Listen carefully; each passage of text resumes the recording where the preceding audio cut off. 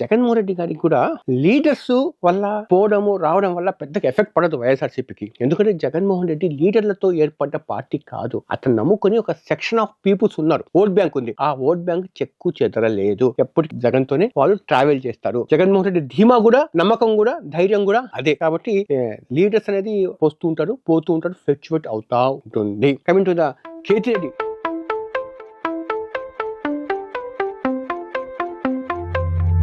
జననేతా నీకై నిలబడి నీ దారుల పొడవు